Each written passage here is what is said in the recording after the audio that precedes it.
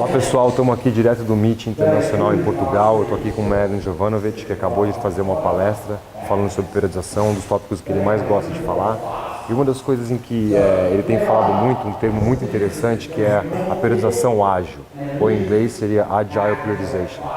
E ele é uma das pessoas que, na verdade, criou essa frase, esse novo conceito de periodização.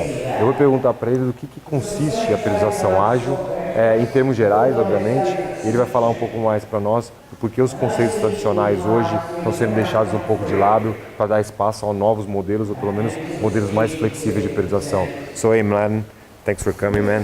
Thanks for inviting me. Man. Yeah, man. It was a pleasure. And you were the one, that coined the phrase Agile Periodization.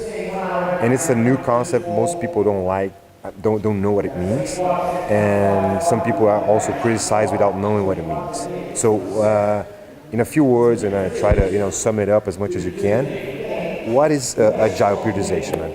So the Agile Periodization is the implementation of some of the ideas from the IT industry. So the IT industry struggle with contemporary planning, having a big plan up front.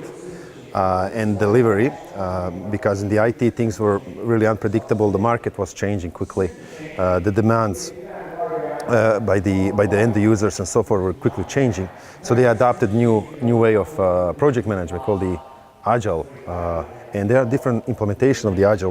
One of the most famous one is the Scrum, extreme programming, and so forth.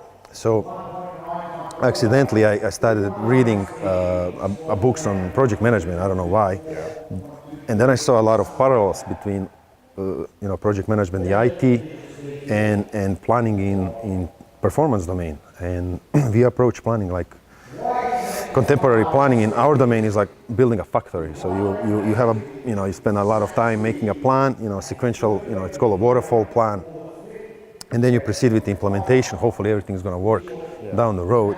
But with the Agile, the difference is that you do need to understand we are working in an uncertain domain, unpredictable domain, because contemporary planning strategies are assuming and relying on predictability. So you assume certain things are going to work out and so forth. But with the Agile approaches, they have certain, I would say, crucial elements. One is iterative planning. So rather than having a big chunk of planning and then delivery, you have those phases kind of interchanged. Okay. So you plan as much as needed or as minimally as needed, and then you proceed to deliver certain type of product, and then as you deliver, you're going to learn. So you're going to pick up stuff. So and to deploy that type of reasoning, we need to have certain things in place. One is having a minimum viable program or minimum viable performance, which means you do need to probe the system. So you need to kind of put something on the market. Sure. So you develop a really simple program. You start working, training the athletes, and as you go, you're going to pick up some knowledge. And in the Agile, especially in the Scrum, we have time box phases that are really strictly, I would say, defined, and those are like iterative plans. And to implement them, you need to have certain components. You need to have quick feedback. So before implementing certain iterative plans or iterative phases, you need to have like a planning protocol and then review. So the main, I would say, the most crucial element when dealing with uncertainty and uncertain stuff is having a quick feedback, quick iteration, so you can learn. So the thing is like you can change as you go. Yes, right? exactly. So you can have quick feedback. And then you still want to have a big objectives, big umbrella, constraints over the long period of time. But not me too attached to it. Exactly, and you learn as you go. Certain things going to emerge. So Agile Periodization is, relies on few, I would say, techniques or framework. Is MVP, minimum viable program. Don't overdwell on making a program really optimal or perfect. Start doing something. That's MVP. Means like it covers all the important aspects of performance.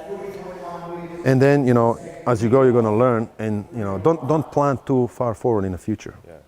Because it's very hard to predict. It's hard to predict, and you never know what's gonna happen. So Agile Periodization is the implementation of the Agile project management into planning processes in sports, because most of our planning strategies we use now are based on from industrial age, from work by Francis William Taylor, who wrote a book called Scientific Management. And with the scientific management, it was really useful during the industrial age because it wants to minimize the variation and standardize the work.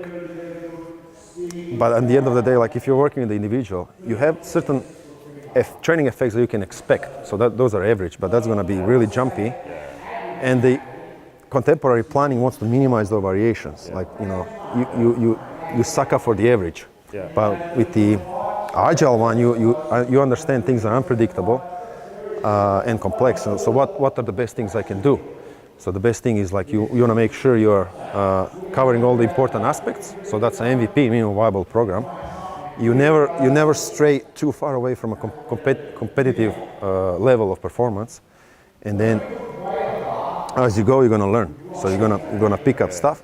And the really most important thing, especially in the bigger teams, like high-level teams, is to have implicitly or explicitly defined meetings, specific types of meetings where you review the processes and then review the results. So you get like quick turnaround of the ideas. And you do that multiple times a year. So you'll be able to change as you go and spend too much time in one program if it's not working. You can exactly. Change it Pretty much we are experimenting. We do need to realize, even if you apply any type of program, the bomb-up programming or Verkhoshansky programming, you're gambling.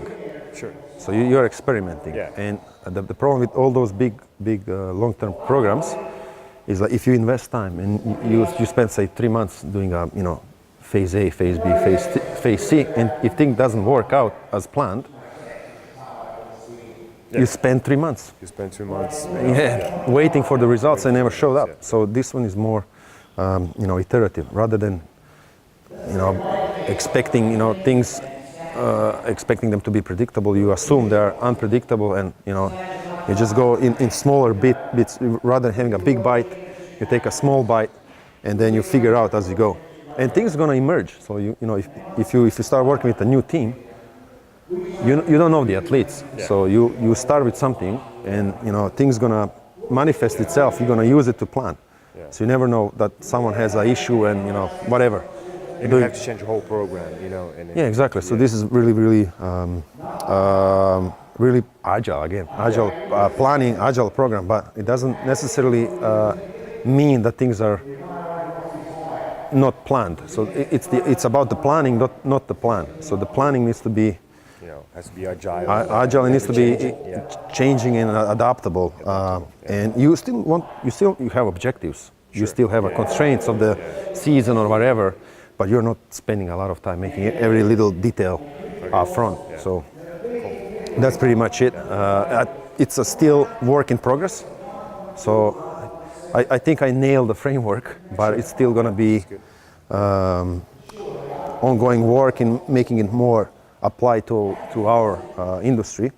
But the problem is, without making this too long, is that different industries have similar problems as we do. We just need to figure out how they deal with certain issues rather than reinventing the wheel. And there's a plenty we can learn from the IT industry when it comes to project management. Ok, thanks man. Então, para resumir, obviamente que durante todos os dias aqui no Meet Internacional, nós vamos ter algumas entrevistas em inglês, outras em português, mas para resumir aqui, o que eu quis dizer é que a periodização ágil, na verdade, é algo que muda constantemente de acordo com o feedback que você colhe dos atletas ou da sua equipe. Então, as periodizações mais antigas, os modelos de periodização antiga, muitas vezes levavam em consideração e herdaram muita cultura da indústria automobilística, por exemplo, ou da indústria da tecnologia informática, onde você consegue, lidando com máquinas, prever ou criar uma previsibilidade maior daquilo que vai acontecer. E é uma maneira de você conseguir tornar, escalonar todo o processo de produção. Mas uma vez que você lida com seres humanos, onde outros fenômenos podem emergir ao longo do processo, se você tenta fazer um plano muito detalhista e longo prazo, você pode cair no erro de manter esse plano por muito tempo, e muitas vezes outras coisas podem emergir no processo e você acaba não mudando porque você está muito preso num programa único, achando que aquela é a única forma. Na periodização ágil, é um processo onde você aplica, colhe o feedback e reaplica, ou seja, as reuniões são mais constantes, a reavaliação do programa é mais constante e, consequentemente, os pequenos ajustes podem ser feitos de acordo com a aplicação do que você faz, ao invés de ficar preso num único programa durante muito tempo. Eu espero que essas informações tenham sido interessantes para vocês e a gente vai voltar ao longo desses dias aqui com mais informações de outros palestrantes. Obrigado. Obrigado. Thanks for Thank you, man. inviting me. Always good.